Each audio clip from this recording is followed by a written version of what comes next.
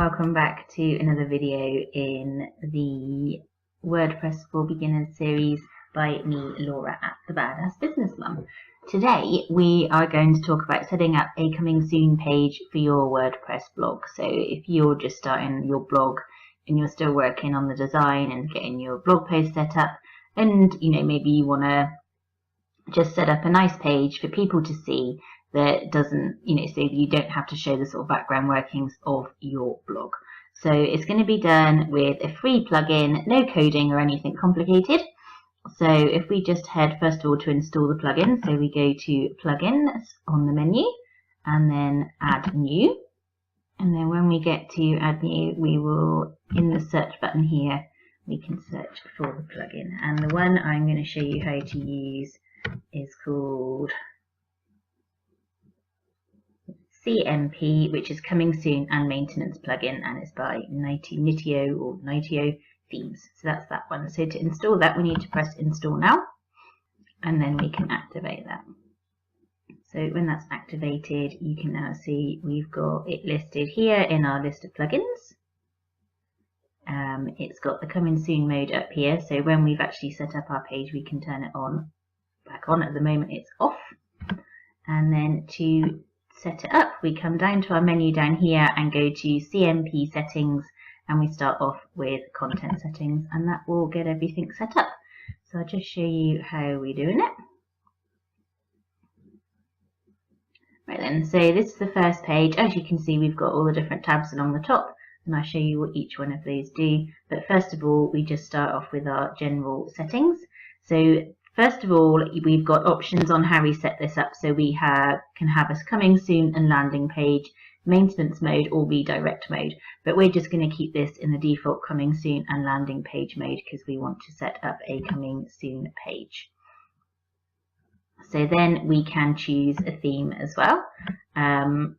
This has got 4 free themes. If you want one without the subscription buttons, if you don't want to collect email addresses, then you probably just as well going with that one. And then you can just put, there's more space for text on this one, and you've got your, and if you want to direct people more to your social accounts than to email, or if you wanted email and a countdown, then we can go for this one. I'm going to go for this one because I like the countdown, and also because you can collect subscribers with this one as well. So just select that one.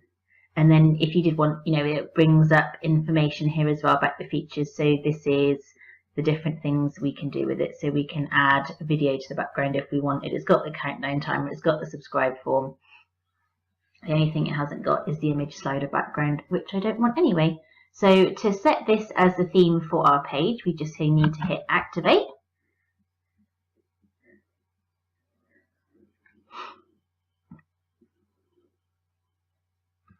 And then that is that done. And as you can see, it's come up here, CMP settings saved. So that's the only thing we need to do on that page. And then we need to set up our content.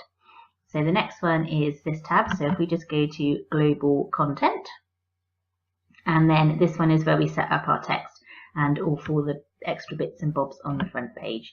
So it's entirely up to you. Obviously, just type in what you want to put in as the title. Right, so that'll be the big title along the top, and then this is if you want a smaller message in there, and here we can set your formatting and bold, italics, add links, etc., in that as well, just like writing a WordPress blog post. I'm just going to stick to a title. The other good thing about this is you can enable or disable any of this stuff. So say you liked the page, so the particular theme you chose, you liked that layout, perhaps you want the countdown timer but not the subscribe form, you can then disable the subscribe form and that sort of thing. So it's entirely up to you how you do this. So I'm going to set up the countdown timer. So you just put in the date that you are planning your website going live, the date and a time, and that then counts down to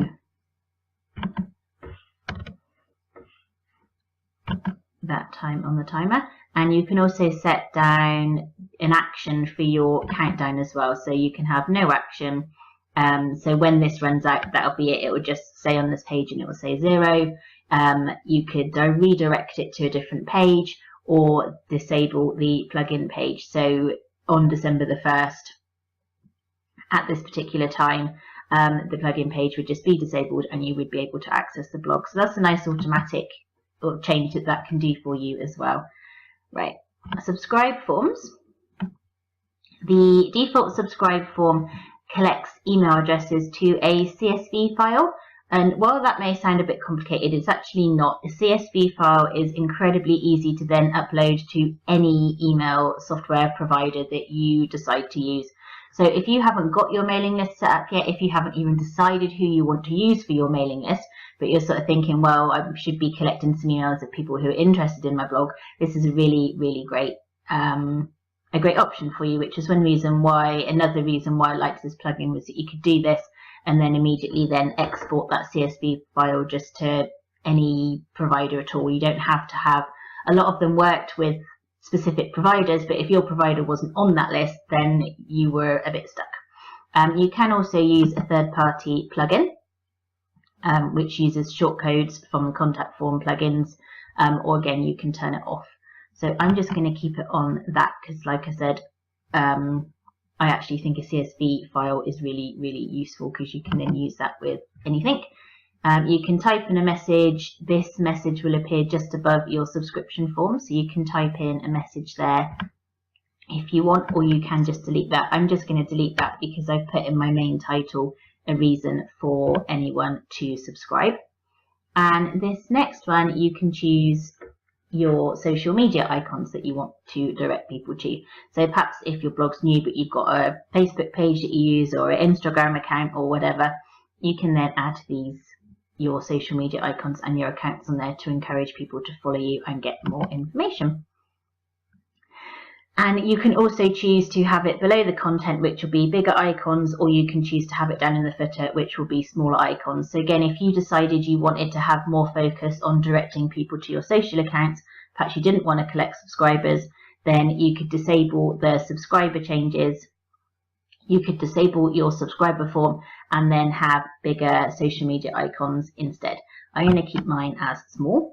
So all you have to do to set these up is just click on the ones you want to use, and that will then give you a space to type in your Facebook or Pinterest or whatever your social media accounts in there. And then to do more, you just simply click on as many as you want to put on there. So you might just want to do 2 or 3, or you might want to do a load. Obviously, it depends on how active you are on social and which ones are your favourite accounts for chatting to your followers. And you can also move them around. So you can say maybe if you wanted to put your email address first, you can then just simply pick that label up and move it up there. And if you perhaps decide that you don't want to use it anymore, you can just hit this button to deactivate it. The footer content has got a copyright for the plugin manufacturer in there, so you can take that out or leave that in there just as a thank you to the theme creator for making a free plugin. But you might also want to put obviously your own copyright in there as well. So don't forget to hit save all changes because we've made quite a few on that page. So hit save all changes and that will change all of that. And at any stage in this process, if you want to see what it looks like, you can simply hit the preview button and that will then open up a preview window for you in a separate window. So as you can see, this is what it looks like at the moment. So this is just with the text I've changed. This is just a default image that was on there anyway. You've got the icons that we put in and the subscribe form and the countdown for the, and the countdown to the date and the time that we specified as well. So if we go back here and then if we go next stage is theme setup, which is setting up your colors. So you can keep it as a text logo or you can add a graphic logo. So if you wanted to add your logo, simply select graphic logo and then select logo, and that will then take you to your media library. If you've got it uploaded, you can simply select it from your media library. If you haven't, just upload files and then upload it from your computer. I've got mine on there. So we just select and then insert logo, and that will add that in there. The background, we can choose, you can select your own. Default media is this picture. Custom images, to upload your own, you can upload your own video, or you can have a gradient color or a solid color, again entirely up to you. So I'm going to add my own picture. So again, back to the media library, select your picture or upload it, and then where it says here insert banner, just hit that and that will come up there. Right, now we don't have an image slider. That's something that wasn't available with this theme, but if you did want to set that up, you would have to find one of the themes that had a slider set up, and then you would be able to use this bit there. Right, so we can customize the colors. The overlay color is obviously this color here. It kind of dulls down the picture a little bit and then makes your text and everything stand out a bit more. And the active color is the color of your buttons. So the font color, obviously the color of your text, and this is the opacity, so we can make this darker or lighter depending on your own preferences. So we're just going to change a couple of these. So you can just put in the hex codes of the colors you want to use.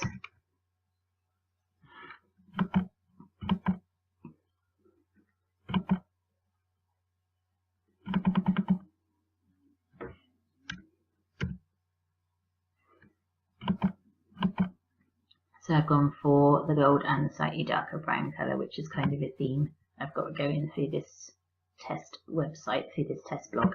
And you can again change the fonts if you like as well. So I quite like the font that's on there. I'm just going to leave that there, but there is different ones here that you can choose from. And you can also add your own custom font as well. So if this is for the headings and the content. And again, don't forget to hit save all changes to make sure that that is saved. Right, so now our theme is all set up. If we just have a look at the preview again, if we head over to preview that we had open just now, and then hit refresh, and then that has now changed that with my own custom logo, colors, and my picture in the background. So there we go, it is all set up. So that is, if I set that up now, enabled that, that is what anybody would see when they went to my blog. So next thing is SEO. This is again a title and a description, and if you wanted to, you could put in your Google Analytics tracking ID in there as well.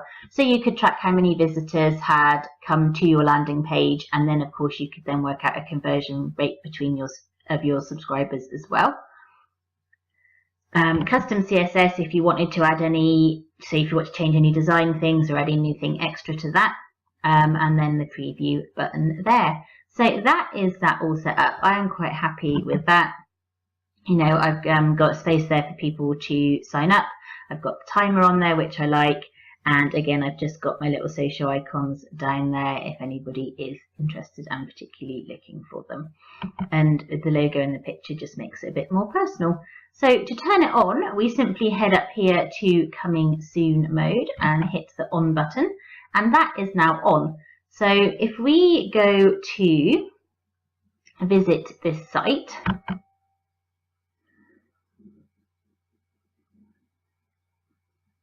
right, because I'm logged in, it just brings up my own, it brings up the blog front page.